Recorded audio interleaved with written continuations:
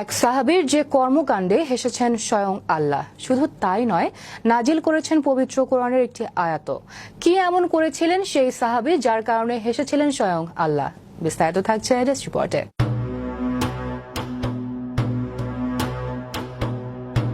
এক সাহাবীর যে কর্মকাণ্ডে হেসেছেন স্বয়ং আল্লাহ, শুধু তাই নয়, নাজিল করেছেন পবিত্র কোরআনের একটি আয়াত।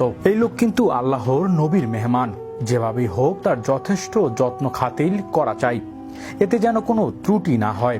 বুঝলাম নবীর মেহমান, কিন্তু বাসায় কিছু থাকলে তবে তো। বাচ্চাদের কিছু খাবার ছাড়া তো বাসায় কিছু নেই। মদিনার এক ছোট্ট কুটিরে স্বামী স্ত্রীর মাঝে এসব কথা হচ্ছিল, আর এসব দেখে মিটিমিটি হাসছিলেন আরশের আজিমের মালিক। রাতে কোথা থেকে এক লোক নবীজি সাল্লাল্লাহু আলাইহি সাল্লামের কাছে এসেছেন। এই রাতে তার ফিরে যাওয়ার সম্ভব নয়, তাই আজকের রাতটা মদিনাতেই কাটাতে হবে। নবীজি মেহমানের ব্যাপারে বরাবরই সচেতন ছিলেন। মেহমানকে খুশি করা যে আল্লাহকে খুশি করা, তা সে কাফেরই হোক না কেন।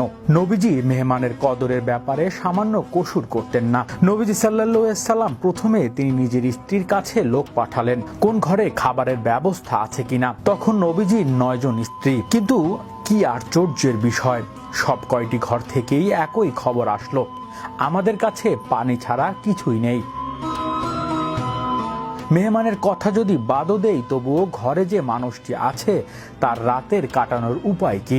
9 ঘরের মানুষ আর নবীজি সাল্লাল্লাহু আলাইহি সাল্লাম সহ 10 জনের রাতের ব্যবস্থা কেবল পানি। দোজাহানের বাদশাহের ঘরের এই অবস্থা। অবশ্য তাদের জন্য এমনটা নতুন কিছু নয়,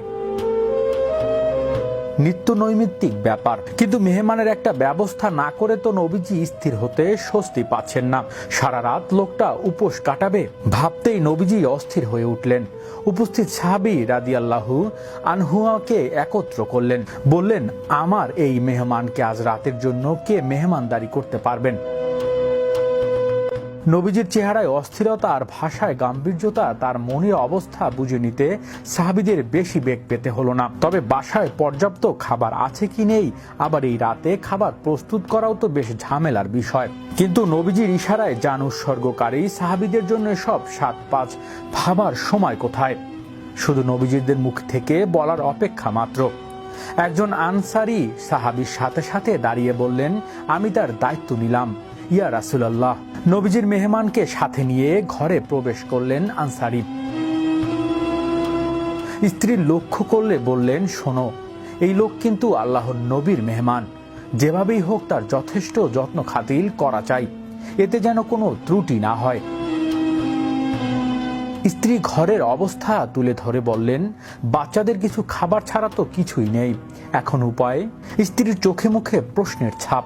উপায় তো একটাই, নিজেরা উপোস কাটাবো আর মেহমানকে আমাদের খাবারগুলো খাইয়ে দিব। খুব স্বাভাবিকভাবেই জবাব দিলেন সাহাবী। তাহলে বাচ্চাদের কি হবে? প্রশ্ন করলেন সাহাবীর স্ত্রী। সাহাবী বললেন, শোনো, বাচ্চাদের রাতটুকুর জন্য ভুলিয়ে ভালিয়ে ঘুমিয়ে পড়িয়ে দাও, ওদেরকে সকালে দেখা যাবে।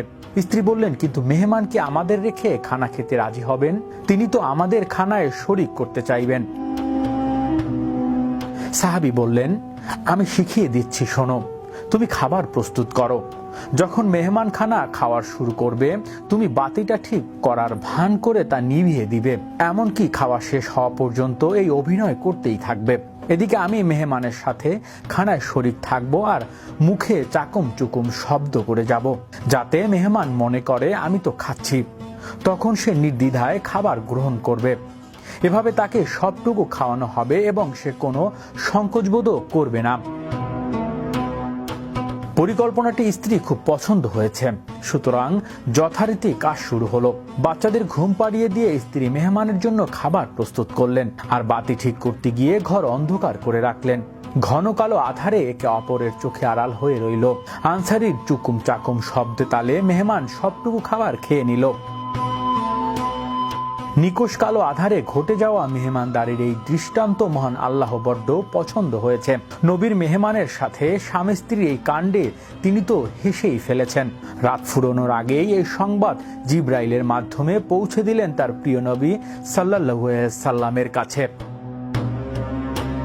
পরদিন সকালে আনসারী মেহমানকে নিয়ে নবীজির খেদমতে হাজির হলেন। সাহাবীর মুখ ফুটে কিছু বলার আগেই নবীজি তাকে আরশের হাসির খবর শোনালেন। বললেন, তোমাদের দুজনের কাণ্ডে তো আল্লাহ খুশি হয়েছেন, হেসে ফেলেছেন এবং তোমাদের শানে কুরআনে আয়াত নাজিল করেছেন। আপনাদের সাহাবী তো নিজের ক্ষুধার্ত থাকা সত্ত্বেও অপরকে প্রাধান্য দেয়।